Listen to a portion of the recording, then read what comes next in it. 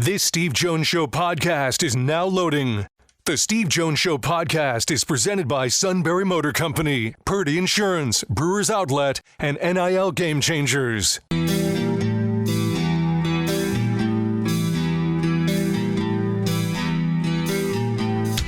Bringing you an in-depth look at Penn State sports and more. This is the Steve Jones Show on News Radio 1070 WKOK. The Steve Jones Show is presented by NIL Game Changers, Sunbury Motor Company, Purdy Insurance, and Brewers Outlet. Now from the Sunbury Motor Studio, here's Steve Jones. Great to be with you. Brought to you by Purdy Insurance, Market Street in Sunbury. Go to purdyinsurance.com. Auto, home, life, business, boat, motorcycle, RV. We all have multiple insurance needs. And when you're working around the suit,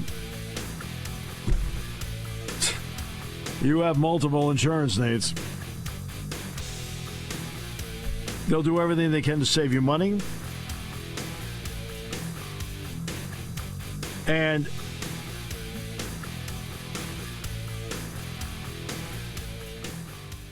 they also make sure you're fully insured.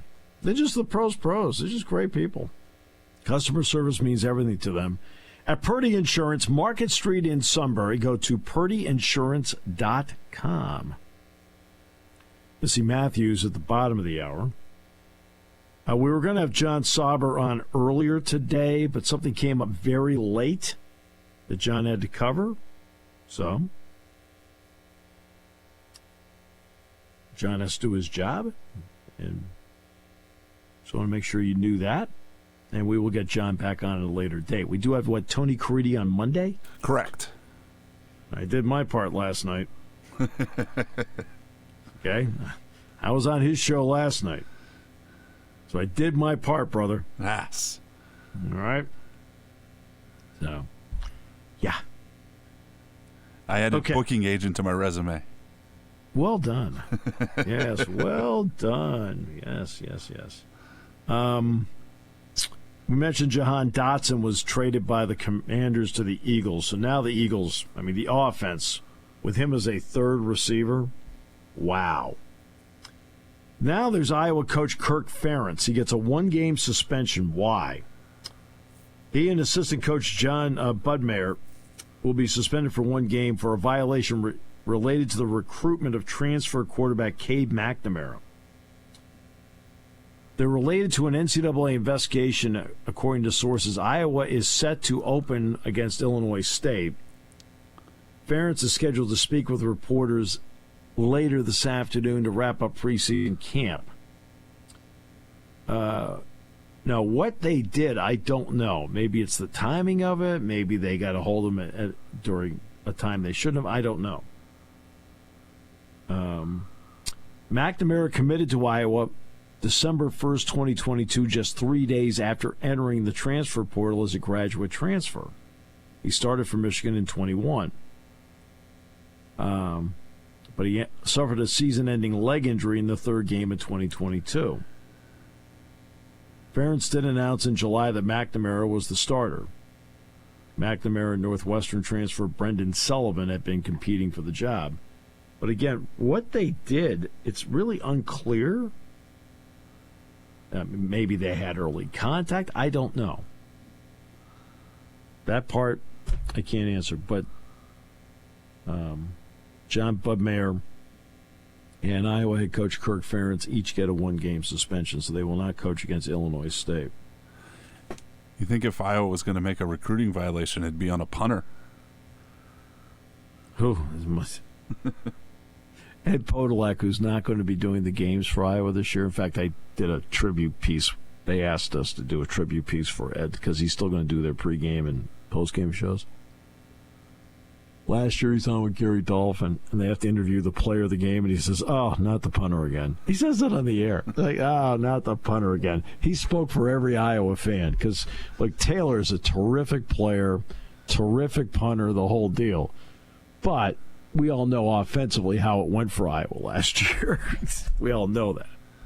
Okay? All right, Dancing with the Stars.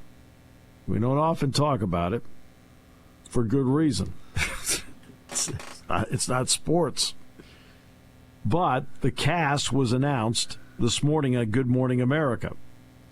And Steven Nedorosik of Penn State, a.k.a. the Pommel Horse guy, is going to be competing in Dancing with the Stars.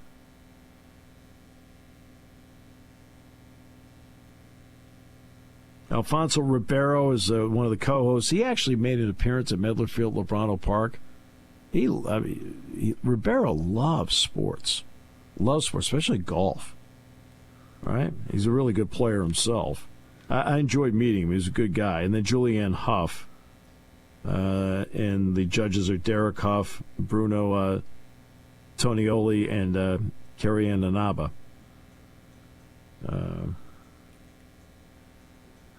But Nedorosik was announced today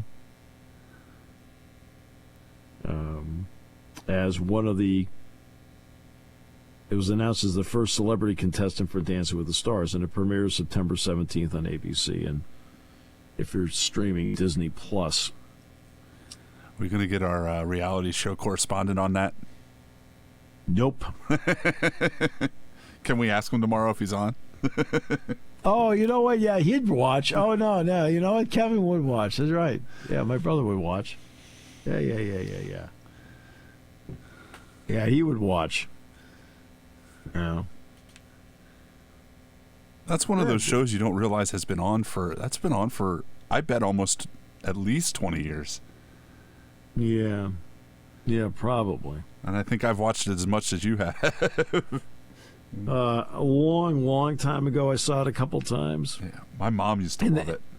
And, I mean, talented people. But I don't know. Are we thinking about getting Sauber on? Did John give a possibility of another date? I checked on him for yesterday. He did not get back to me yet. Yeah. Or, I mean, for tomorrow. I guess it doesn't make sense to check on him for yesterday. We're going to go back in time. Just so you know, no. Don't think so. There's a guy that, in fact, I'm going to send you the contact information right now. Longtime Western PA radio guy, George Von Benko. He wrote a book about Dick LeBeau and the Steelers' 2008 defense. So I sent you the contact. We can get him on the show. Hey, fun thing to have. And I know you're still trying to get Chris Raymond. Chris Raymond's like, you got to get me on about your book. We keep trying to get you on the show, Chris, about your book, but you got to answer the text messages. Please. You got to. Okay? You'd be shocked. We've been trying. I wonder if Mr. Kaiser's in that book. Speaking of Ryan Kaiser. I would hope so. I was going to say he's on that team. Yeah, I'd hope so. People forget that Wisconsin game in 2013. Or that was the end of 2012, right? 2012? No, 13. It was 2013. Ryan's the one that intercepted the pass in the end zone at the end of the game to put the game away. You know, Hackenberg had a big day at quarterback. Adam Brenneman had a big day as well as the 2013 season. And Ryan Kaiser, it was senior day for Wisconsin. I think James White, who had a good career with the Patriots, including the game-winning Super Bowl touchdown against the Falcons in overtime, it was his senior day. And Ryan Kaiser picked off the pass in the end zone to end it. See, we have memories. I was going to say, top 5 nicest people you'll ever meet in your Ryan life. Kaiser? Oh, yes. My goodness. You cannot find a nicer person than Ryan Kaiser. Not even close. I sent you Von Benko's. And he's the one that wrote the book about the 2008 Steelers defense and Dick LeBeau. So it'd just be, I think, a good, fun thing to have on. And we'll do that. Oh, jeez, I have Kevin in my contacts. Kevin Herr. Yeah. I hope so. Nah, I think we just use you as a go-between. How about that? No? It doesn't matter. If that's what it takes for everybody to get along, I'm on it. Well, no, it's just, I'm just trying to ease the pain. Both people's pain. No, I don't think I deliver him any pain. No. Yeah. So. Yeah, it's interesting about the Ferentz. Again, I don't know what he did or didn't do. And then Nedorosik on Dancing with the Stars. He's the only one that was announced. I mean, I don't know. I have no idea how many contestants there are. I have no idea. Yankees lead the Guardians 1-0, bottom of the fourth. Nationals lead the Rockies 2-0, top of the fifth. Those are the games going on right now. Brewers and Cardinals just getting underway. Tigers, Cubs just getting underway. Rays and A's this afternoon. Pirates play the Reds tonight. Paul Skeens is pitching tonight. Boy, the Pirates really hit the skids. Man. They have hit the skids. It's like not being able to hit catches up to you eventually. Well, it goes back. I went to see a game back in April, the Red Sox and the Pirates, and the Pirates scored in the first inning. Connor Joe hit a ball to the nook, the 410 mark, and it bounced off the fence. You could tell it wasn't going to get out because it wasn't hit high enough. He lined it off the fence. He got a double. He scored. It was 1-0. They did nothing the next 8 innings offensively. Nothing. And it was a bullpen day for the Red Sox. Every guy they ran out there, no problem, no problem, no problem. Red Sox won 6-1.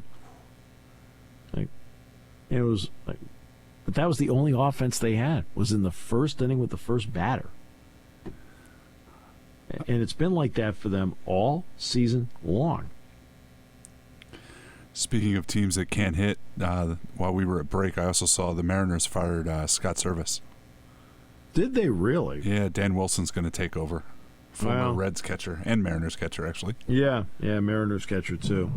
They had been in first place for a while, but now, of course, Houston has overtaken them. And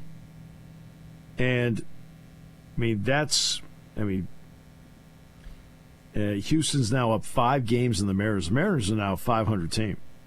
They're 2-8 in their last 10. Lost 3 in a row. The Phillies are at least 500 the last 10. I mean, do you feel like they've stabilized?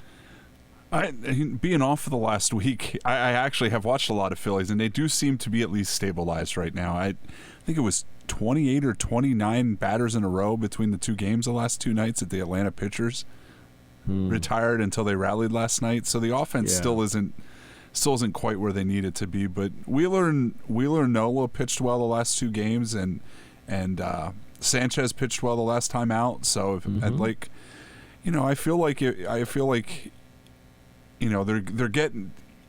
they're getting back to where they were. I think I read somewhere that when JT got hurt, they told JT to go get fixed. They told they rested Ranger, and people are kind of wondering if maybe the front office deciding to do that kind of took away some of the edge from the players, just because it seemed like the front office was taking the gas off the pedal to rest up a little bit, and I don't wonder if the players didn't do the same thing. And it's a little hard to get that back, which they seem to have, at least. Yeah, right.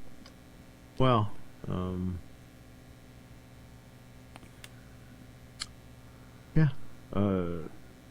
the key is to get in. Right now, let's see, I think they'd be the number 2 seed, right? Let me see here. They're at 587. Yeah, they'd be the 2 seed behind, but they're right behind the Dodgers. They're equal. They're even in the loss column, but the Dodgers have played 2 more games and have 2 more wins. The Dodgers, I'd be a little worried about those Diamondbacks. They've been playing really well the last 3 weeks. Diamondbacks are clearly the number 1 seed for the wild card right now. They are, and they're only 4 games back of the Dodgers. And then there's Milwaukee. Milwaukee's not that far behind the Phillies. They're 1 game back of the Phillies for the best overall record. That's another one of those teams that's been, We talked about the Royals yesterday being quiet nationally. I think it's pretty quiet nationally on the Brewers. That I think most people would be surprised to hear that they are one game behind the Phillies. Yeah. I mean, look, they're not. Again, this goes back to what I talked about yesterday.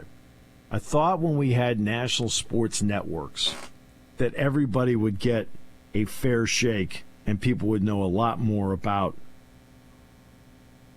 teams across the board. And that hasn't happened. They concentrate on the Yankees, the Dodgers, the Mets, the Knicks, the Lakers. Lakers have one more TV game than the world champion Celtics do this year. I know that's not surprising. Yeah, I saw that last week. I did. See, I don't pay attention to stuff like that anymore. And the reason I don't pay attention to it anymore is I find a lot of this stuff that they do is irrelevant. At least to me, it's irrelevant. In my defense, it was in a snazzy graphic. Yeah.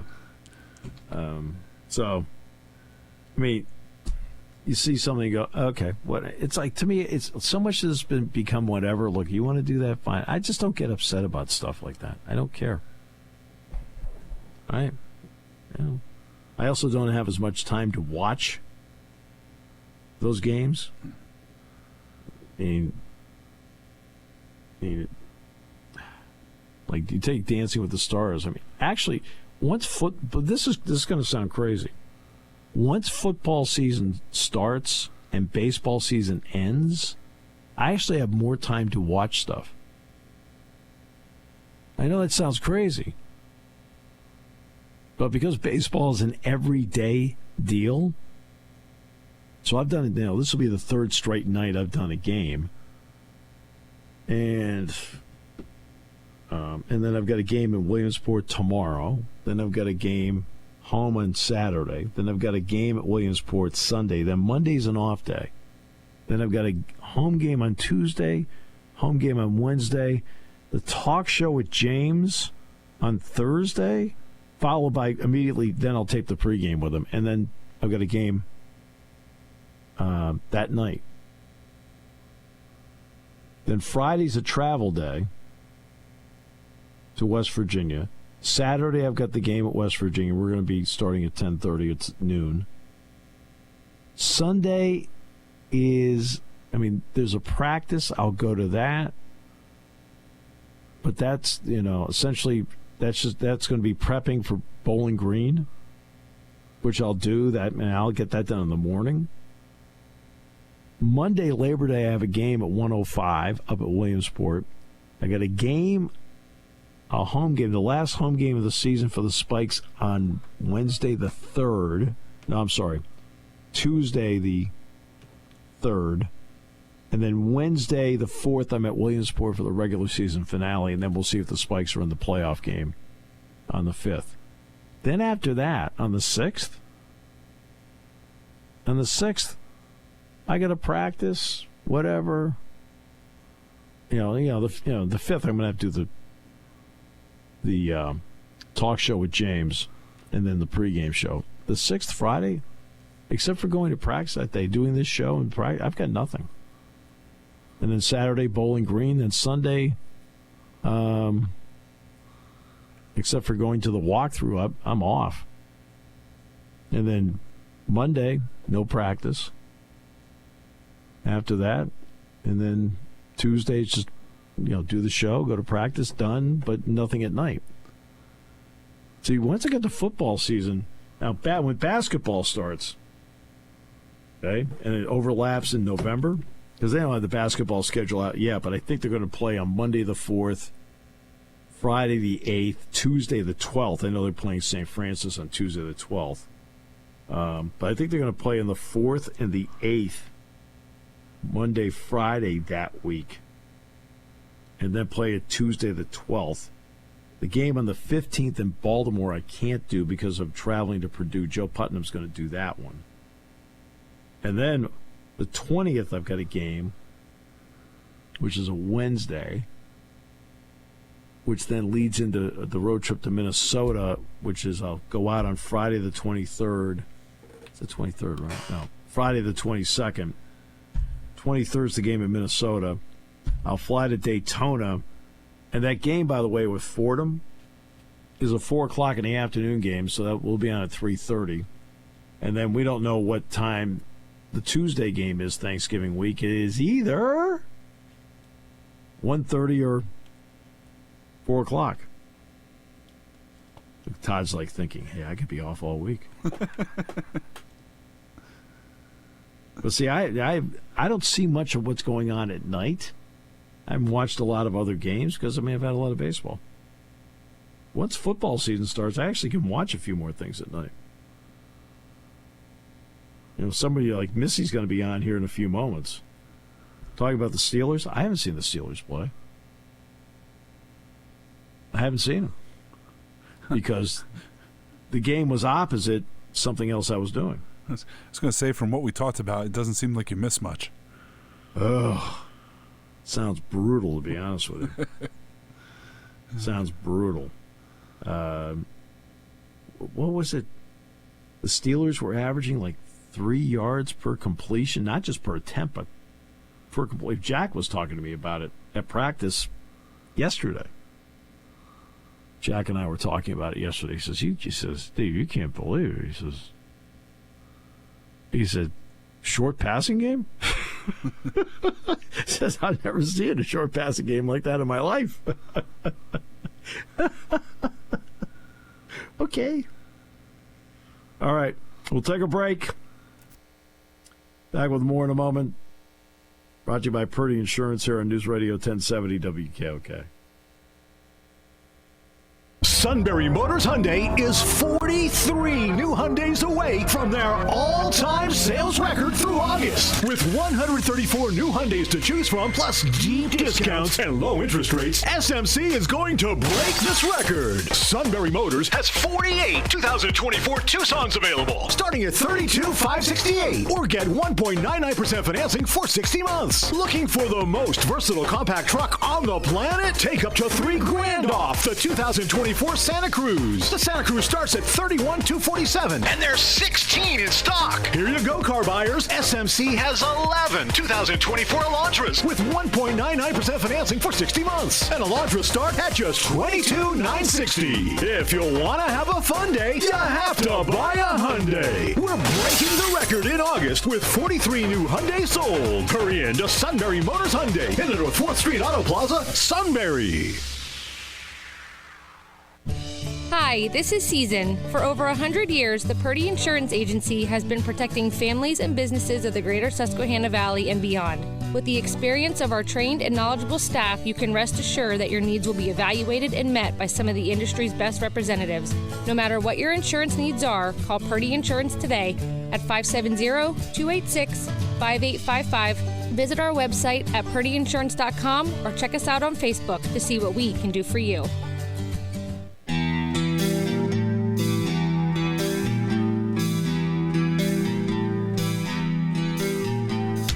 Bringing you an in-depth look at Penn State sports and more. This is the Steve Jones Show on News Radio 1070 WKOK. The Steve Jones Show is presented by Brewers Outlet, NIL Game Changers, Sunbury Motor Company, and Purdy Insurance. Now from the Sunbury Motor Studio, here's Steve Jones.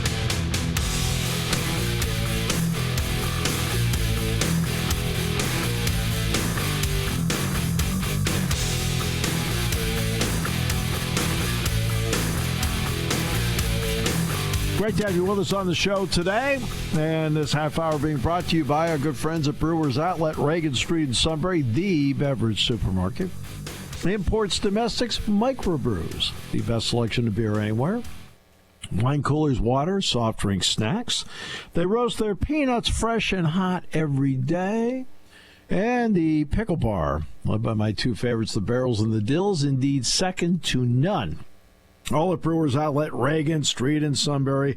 The beverage supermarket starts stocking up for the weekend right now. Very pleased to be joined from the Steelers Network, Missi Matthews. Missi, welcome back. Great to have you with us.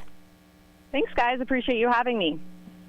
So let me start with this. It's one thing for me to sit in the booth, Jack Ham and I doing Penn State games, and we have that overhead view of what's going on. When you're on the sideline, what are you looking for? What are you looking at? Sometimes it really just depends. Always keeping an eye out, hoping there aren't injuries, but, those are part of the game. Luckily, the NFL instituted that blue tent, which is very easy to see when that's going up, but also just trying to see how players and coaches are communicating with each other. If they're doing it nicely, if it's maybe not so nicely, how are they getting ready for their next series, things like that.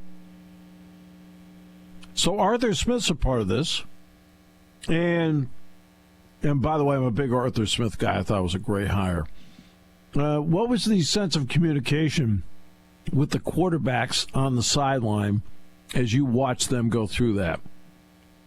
Yeah, so they really gravitate towards Mike Sullivan, who was clearly the quarterbacks coach last year, became co-offensive coordinator when everything happened with Matt Canada.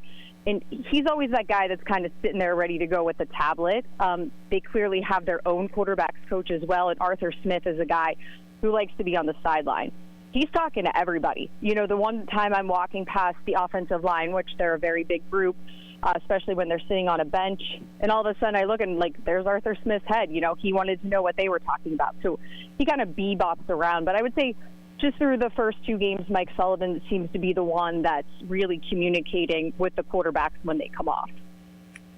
What about the language that between the Russell Wilson and the Justin Fields? Do they communicate with each other often as to what they're seeing, not seeing, or are they pretty much just relying on the coaches?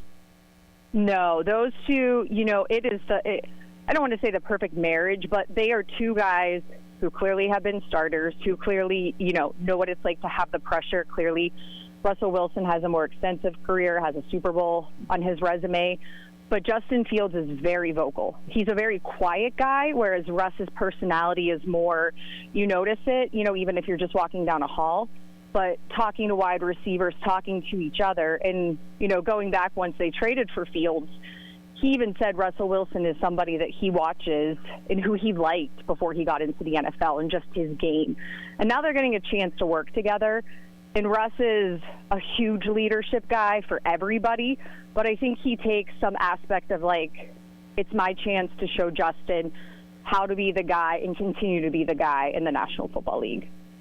Right. So there are certainly, after a couple of preseason games, a laundry list of things that people do have concerns about. But let's flip the page on that. You've been watching them. What do you like about some things you're seeing from the Steelers through the first couple of games? Well, I know it's not saying through the games because they have not scored points on offense, but I do really I'm with you, the Arthur Smith hiring. If you go back and you look at how people felt about it when it happened, not so great. But I think people have realized what he's been able to do with this group, how he's able to make George Pickens shine, Pat Freiermuth, your guy, shine, utilizing the different weapons and being unpredictable. I'm really hoping, especially since today Coach Tomlin said that Russ is going to start. We're going to see the starters, which is a little weird for a third preseason game, but to give them a chance to get into the end zone. And I think when you look at the defense, it was all about just adding to what is already really good. And Patrick Queen, he jumps out immediately, whether you're watching practice or a game or looking on the sideline, and I think that's a huge upgrade for them. Yeah, let me ask you about Patrick Queen, then I'm going to get to Mike Tomlin's preseason approach in a moment. I thought in the offseason, one of the top 3 or 4 free agent signings was Patrick Queen because, A, you don't have to play against him anymore, and B, I just think he's really good. That's twice a year, maybe even 3 times, including a playoff. You don't have to play against that dude. But he's now on your side. Now that you see him on an everyday basis, what do you appreciate about a Missi that maybe, on the opponent you didn't quite see before? Well, I think it's very easy. If you're on the Steelers side, the Ravens are the bad guys and vice versa. But I think when you're on the Steelers side and the Ravens side, you also have an appreciation for the other team because they are so similar. The stability in the head coaching position, how they like to play defense, how they like to, run their offense. Obviously, Lamar Jackson, very different than Joe Flacco and the different guys that we've seen at quarterback, Ben Roethlisberger. But they're still the same. They draft to beat each other. You know what Steelers-Ravens is going to be like. And he's just kind of nicely transitioned that over to Pittsburgh. I'm kind of a fan of the pettiness he's been having with Marlon Humphreys, and just being able to have some fun with it. He was saying, the grass isn't always greener. Patrick Queen goes outside, starts watering his grass, and he's drinking a glass of wine. I think there's some fun to it. It's going to add to the rivalry, but I think whether it was Steelers or Ravens, he's one of those players where you would go, yeah, that makes sense. That makes sense that he would go to that team. Now Mike Tomlin's approach in the preseason. I've always liked the fact that he has played people in the preseason, maybe not in game 3, but he's played his people like, hey, look, you need to get out and at least get something in a game going. What has been your thought on Mike Tomlin's approach to preseason games, maybe compared to other coaches? Well, I think sometimes when you look at the coaches that don't play any of their starters, you see what happens. I remember that Week 1 game in Cincinnati where no one thought the Steelers could beat the Bengals. They didn't play their starters in the preseason, and the Steelers went in there and, they whooped some butt. I think there is something about Coach Tomlin always says you have to spar to fight. The tackling in practice, any new member of the Steelers will tell you that's so different to them. Even the joint practices, the Bills their players were saying how they were excited to get a chance to do that in practice against another team.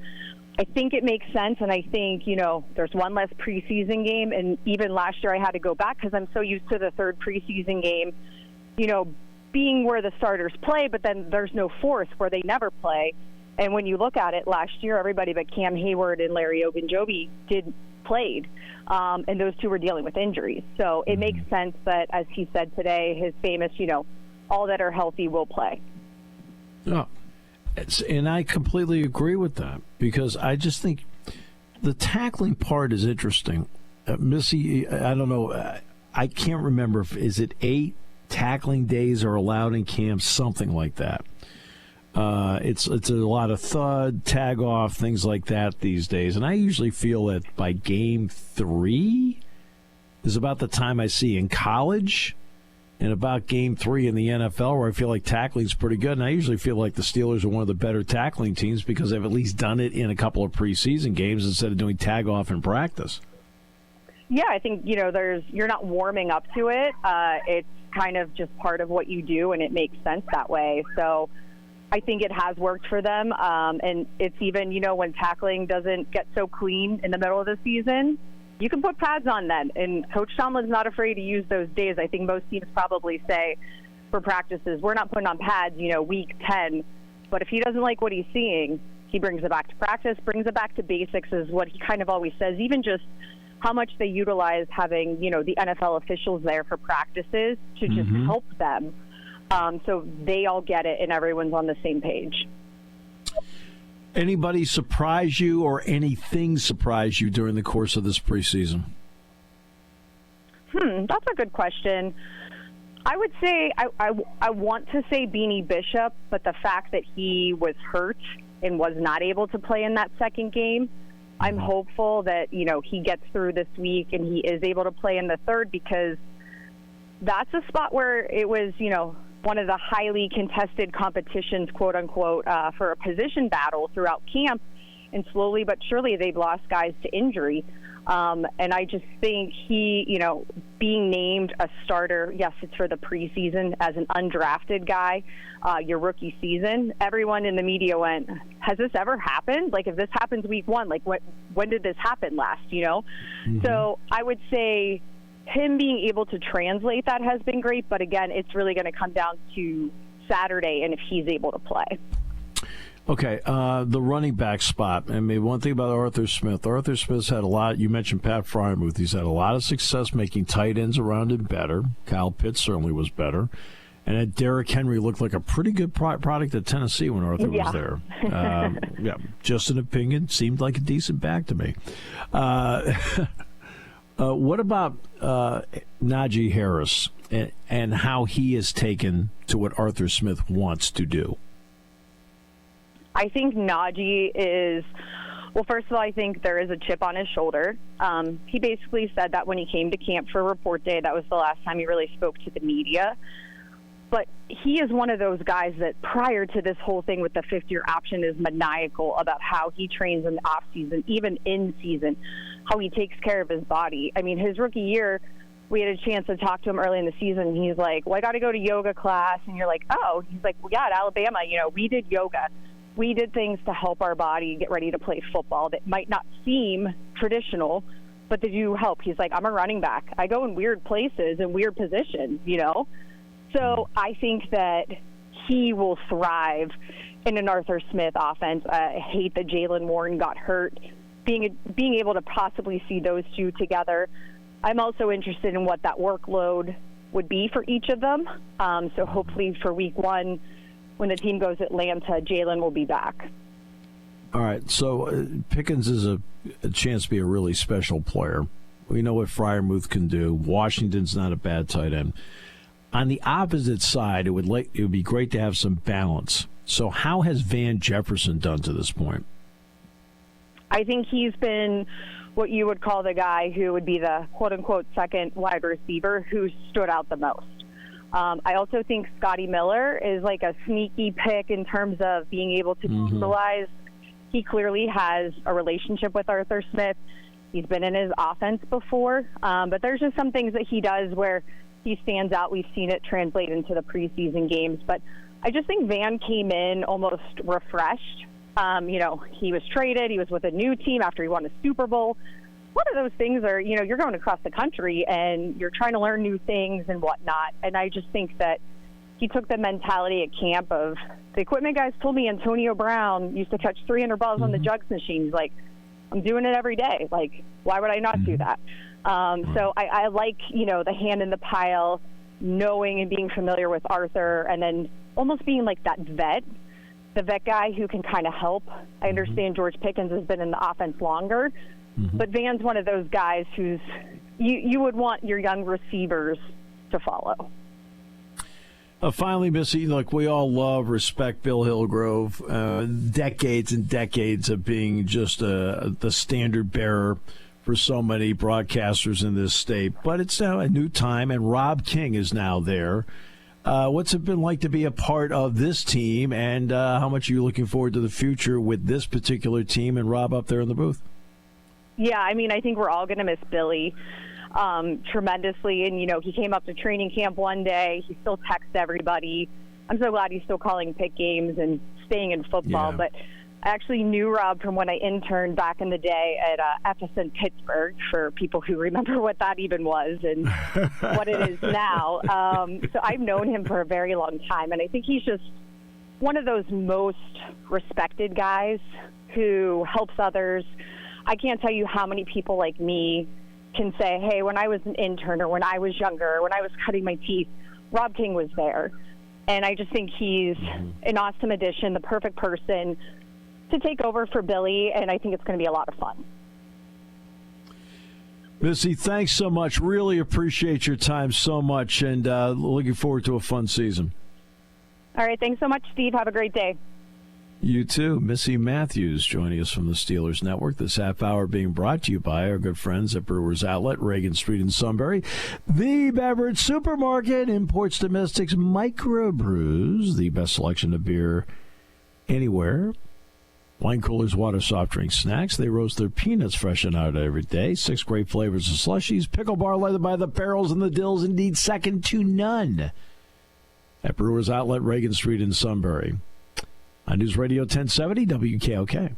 Party time, game time, or just fun time. Doesn't matter what time it is, because it's Brewers Outlet time. The Beverage Supermarket has the area's largest beer selection. Imports, microbrews, ciders, and domestics. Pick from over 100 ice-cold 12-packs and dozens of 24-ounce singles. Soda, snacks, hot sauces, fresh roasted peanuts. Make it one-stop party shopping, and don't forget the pickle bar. So whatever you're celebrating or just doing it up, Brewers Outlet, Reagan Street, Sunbury wants to see you. And thank you for your years of patronage. You want a unique way to display your brand. You need a team of seasoned experts to work with. You want to reach customers who buy. You want NIL Game Changers, a versatile consulting agency powered by former student athletes and coaches who work as NIL sports agents. NIL Game Changers will help you build powerful relationships with customers through compelling stories, with student athlete influencers as your leading edge. Finally, we'll equip you with the right media to drive your success home. NILGameChangers.org, building meaningful relationships with your customers. With Plume Whole Home Wi-Fi from SECV, you can enjoy fast, reliable internet coverage everywhere, even outdoors. Plume isn't just about coverage, it's about control. With its intelligent network optimization, you can stream your favorite shows, work from your patio, or video chat by the pool without interruption. Plus, with SECV's reliable local service, you can trust that your connection stays strong, rain or shine. Add Plume Whole Home Wi-Fi free for 2 months. Visit SECV.com/freeplume. That's SECV.com/freeplume. The all-new Shimock's Furniture World in Mount Carmel has everything you need to refresh your home. Enjoy 3 stories of beautiful furniture, mattresses, and accessories, including all of the latest colors and styles, and all in a hassle-free environment. Our staff would love to help you find the perfect piece, and we know that we have the best prices around. And as always, get that awesome Shimock's service with free delivery, free setup, and free removal of your old. Come visit us at Shimock's Furniture World, where we've been serving our community for over 100 years. It's all new in Mount Carmel, selling happiness since 1915.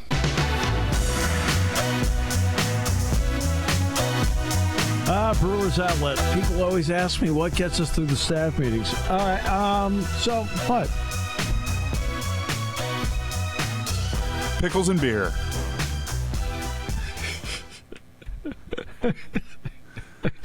And also not listening. Well, that too. Well, the beer's to drink, the pickles for our ears. Ay. All right. I got a text from Matt about Dotson. That's great. Yeah. Didn't text me about Aaron Judge being a bum to Little Leaguers, but that's okay. We'll forget about that one. Oh, he will. Oh, okay. Who knows what did or didn't happen? Like I said, Major League Baseball was up in Williamsport, Major League Baseball was very disorganized. Very disorganized. They had the Yankees in the wrong dugout. I mean, things like that. We're sitting there going, I guess the people that were there were like, that were helping them to run it. What are you doing? Okay? Like, for example, you're Major League Baseball. You didn't know the Yankees were playing in Detroit Friday and Saturday? This comes as a surprise to you? This is Major League Baseball. So obviously the Tigers are the home team. It's like, come on. It's a scary group, man. I was going to say, maybe they're hanging out with Rob Manfred and not watching baseball. Yeah, I know. Who knows what Manfred watched? Probably does watch Dancing with the Stars more than baseball. Yeah, who knows what didn't happen. But the Dotson thing's a big acquisition for Philadelphia. You're always looking for that slot guy to be your third guy in the offense. He's perfect for that. You know, they were talking about in Washington, they want him to be the number 2 guy, and blah, blah, blah, blah. You know, they kept trying to, and he didn't do it. Look, Dotson can flat out play, okay? He's just really good. Just because Washington has no clue how to utilize him. Right? I mean, why is it Washington has a bad reputation? And they need to overcome that if they're going to be any good. I don't know what Josh Harris is or isn't going to do. Because I just think that when you look at Washington, they've just been a disorganized mess. Honestly, all he has to be is not Dan Snyder. Right, exactly. I think he'll get a year or 2 leeway as long as he's not that bad, and then if it's still kind of a circus, I think that's when the problems will probably come. Yeah. Now, Daniels was a good pick of quarterback. There's no getting around it. I think he'll be a good NFL quarterback. And it's interesting, the 3 rookies that have won the jobs have been Caleb Williams, Daniels, and Bo Nix. Bo Nix won the job in Denver. So they seem to be a little surprised. I think they thought Stidham was going to start at least a little bit. no offense, I've seen Stidham play. He's okay. I mean, good enough to be in the NFL, but you need a little different dynamic there. Well, yeah, definitely. Look, just go with Bo and see what he can and can't do.